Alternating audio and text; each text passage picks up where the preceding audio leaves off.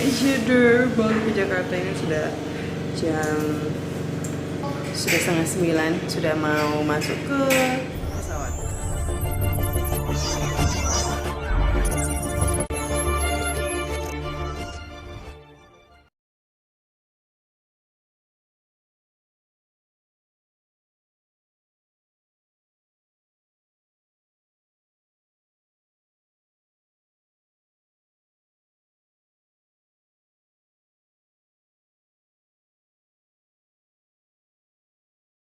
Setelah Nursyah mencurahkan keluh kesahnya lantaran mendapat banyak hujatan warganet, konflik yang terjadi antara Indah Permatasari dengan sang ibu Nursyah ini semakin memanas. Air mata Nursyah pun pecah mengingat semua hujatan yang diterimanya dari warganet. Ia bahkan mengaku pasrah apapun yang terjadi kepada dirinya tanpa mengharapkan Indah sekalipun akan membelanya. Setelah semua kasih sayang dan perjuangannya selama ini, Nursyah merasa hatinya sangat hancur. Seolah-olah Ari Kriting merampas sang putri dari dirinya. Bagi Nursyah, tidak pernah ada di benaknya untuk mempermasalahkan status atau materi dari sosok yang ingin menikah dengan anak-anaknya. Namun baginya, apa yang dilakukan oleh Ari seperti memang merampas anaknya. Nursyah merasa bahwa menantu, bahkan orang tuanya tidak meminta secara baik-baik untuk meminang Indah.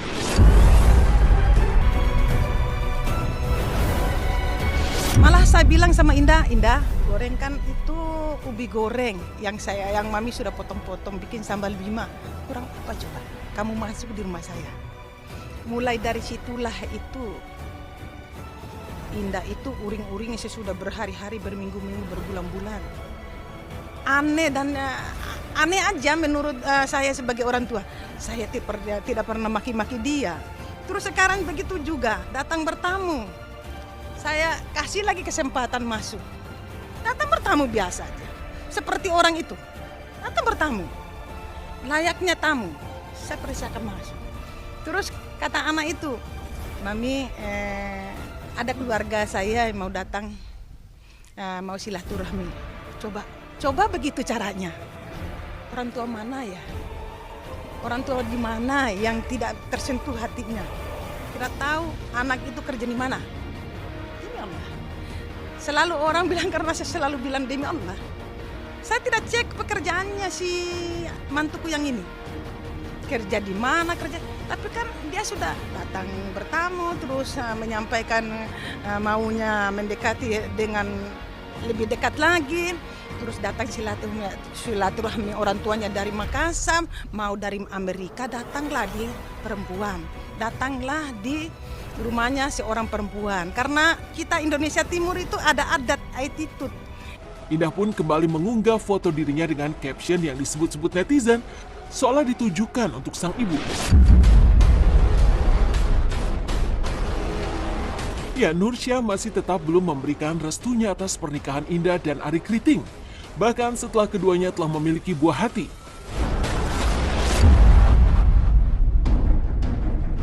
Ya, Nursyah mengaku bahwa ia tidak pernah membeda-bedakan terhadap semua anak-anaknya. Ia bahkan berkali-kali berusaha untuk memberikan kesempatan bagi Indah dan Ari.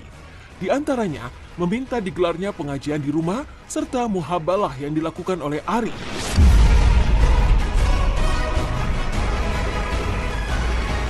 Namun semua itu tak terlaksana alias dibatalkan. Padahal Indah sempat mengatakan akan melakukan hal tersebut.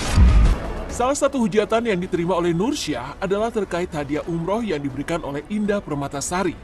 Menurutnya, ia tidak mengharapkan akan hal tersebut sama sekali. Menurutnya pula wajar dilakukan seorang anak yang mampu, apalagi dia juga memiliki jasa atas kesuksesan sang putri.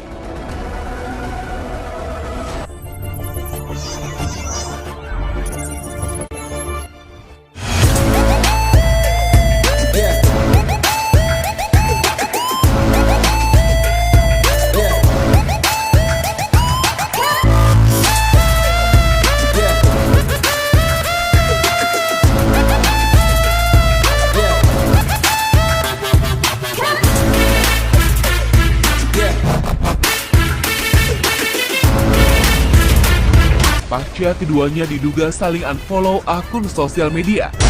rumah tangga Indra Bekti dan Aldila Jelita dikabarkan tengah berada di tubir kehancuran.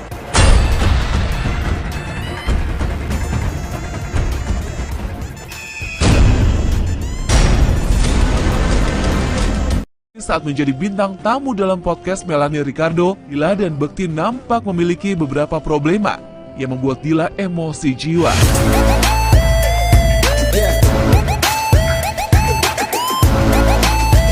Pertama, Dila emosi karena Indra Bekti telah berbohong tentang asuransi kesehatannya. Dalam obrolan itulah baru terungkap bahwa Bekti memang tak pernah memiliki asuransi kesehatan. Hal itulah yang membuat Dila terpaksa membuka donasi yang sempat menimbulkan pro kontra di kalangan masyarakat. Kedua, Dila kesal karena urusan donasi itu membuatnya dihujat halayak. Saat Indra Bekti berkelakar bahwa dirinya sedang diserang oleh pertanyaan-pertanyaan Melanie Ricardo, Dila membandingkannya dengan dirinya yang mengalami nasib lebih naas diserang netizen. Dan satu lagi yang membuat Bekti dan Dila bertengkar, yakni emosi Bekti yang nampak labil pasca mengalami pendarahan di otak. Dan pada 14 Februari kemarin pun rekam lonjakan emosi Bekti saat dihalangi oleh keluarga saat hendak melakukan sesi wawancara dengan para awak media. Yang menjadi pertanyaan besar, benarkah Bekti dan Dila tak lagi tinggal serumah? Mungkinkah Dila begitu tega meninggalkan Bekti yang telah 12 tahun bekerja banting tulang untuk keluarga? 12 tahun kebersamaan tentu bukan waktu yang sebentar. Telah begitu banyak kisah yang dilalui Dila dan Bekti. Mulai dari Bekti yang selalu setia mendampingi Dila saat Dila mengidap paru-paru basah. Sejak awal pernikahan hingga sempat kehilangan buah hati yang menjadi pengalaman begitu menyesakan. Dan betapa usaha kerasnya mereka hingga dikaruniai 2 buah hati yang cantik jelita. Semoga segala kenangan itu membuat Dila dan Bekti merenung kembali jika memang gonjang-ganjing rumah tangga itu telah menjelma rencana perpisahan. Dia ada satu hal yang tidak dia jujur sama aku. Sama istrinya Dia lupa nih, dia lupa. Jadi setahun sebelum kejadian itu dia udah ngomong, aku mau asuransi dong Bun. Aku bilang oke, boleh. Aku bilang tapi kasih tahu dulu aku. Maksudnya persyaratannya apa-apa. Iya. Kayaknya nih anak takut sama aku. Dia bohong lah sama aku. Kamu bilang ya sama si orang itu adalah dia di endorse asuransi. Nah, ada yang orangnya. Ini juga ada gila-gilanya, asuransi nge-endorse bagaimana caranya, tapi amat aja bayar kok ada lagi. Nah, Aku gak tahu itu karena memang temen aku ngasih waktu itu gitu bullshit kan. ya, pas kejadian hari H. Bahar kejadian hari H, kamu tahu nggak aku sama teman-teman aku sama Panik ya. manajer itu bingung. Gila nih anak bohong. Rasanya gimana Kak? Karena soalnya Kita- lu pikir asuransi udah beres nih. Udah beres, dia aku kan karena aku masih ada TB. Waktu Iya, itu nggak iya, bisa iya, aku iya. dijalanin kan. Iya. Terus habis itu jadi dia baru masukin anak-anak sama dia. Nah, terus udah pas hari H, rasanya kita udah sedih, terus dongkol rasanya hati kita dibohongin malah. Jadi waktu lu tahu laki lu pendarahan di otak, pertama lu nangis dong. Nangis, terus. Ah, nggak ada asuransi, terus selama ini udah kesel. Pas kesel orangnya nggak sadar. Nah, Oh, aduh kemana ya gitu Iya, ya. iya, iya. ya kenyataannya pas hari H, kamu bayarnya itu pakai kartu kredit. Menjawab pertanyaan karena lu kemarin nggak sadar dan sekarang lu udah sadar. Ya, Terus ayo, cerita. aku tanya. Bukan Maya. tidak memakai asuransi itu penting dan Ya. memang itu pada saat waktu sama temen gue dia bantuin masukin Ini gue. pelan-pelan ya, Tia, ini bukan nyerang lu ya. Tia. Bener-bener. Ini kayaknya penyerangan dah. Roy. Tolong. Maaf Pak Bekti, maaf ya. Penyerangan Bapak tua sekali. Saya seluruh Indonesia, Cin. Tak akan pernah ku sakiti kamu. Ya tadi pas hari hanya kita puyeng Bu, saya sebagai istri bingung. Udah megang HP gue nggak tahu passwordnya, terus udah gitu gue nggak tahu BPC kemana, terus pas asuransi kemana, kita kayak orang bego yang aku harus ngelakuin apa gitu loh. Udah Aku- gitu belum diserang netizen dan Nah, segala. Gila itu. denger nggak?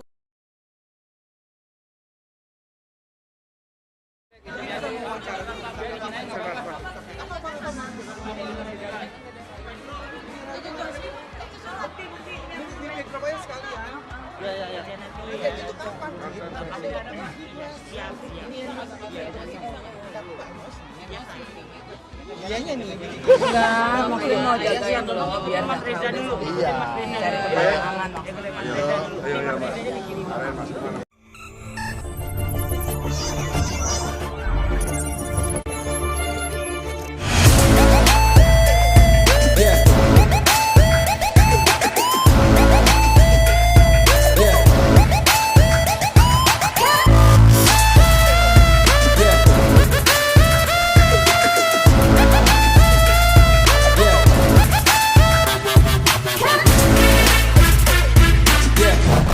Zaskia Gotik sudah lama tak muncul di layar kaca sejak hamil dan melahirkan anak keduanya.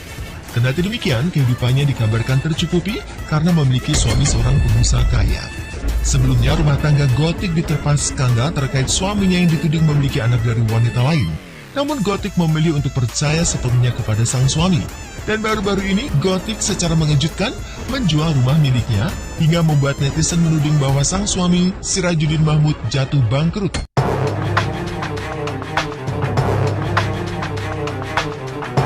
Pemilik Goyang Itik itu mengumumkan penjualan salah satu rumahnya yang di Bekasi, Jawa Barat melalui akun Instagramnya. Rumah dari hasil keringat kerja keras Gotik itu dijual dengan harga 900 juta rupiah. Sayangnya, ketika Gotik menjual rumahnya, ia justru diterpa isu bangkrut. Padahal Gotik juga masih memiliki usaha lain di bidang kuliner yang masih berjalan baik. Dan usut punya usut, rupanya rumah Gotik di Bekasi itu bukan hanya dijual, namun juga disewakan.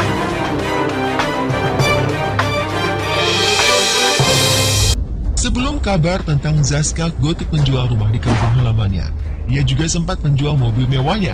Padahal mobil berwarna merah tersebut merupakan mobil kesayangan dan bersejarah bagi Gotik. Mobil tersebut pun sudah cukup lama menemani pelantun lagu Bang Jono ini.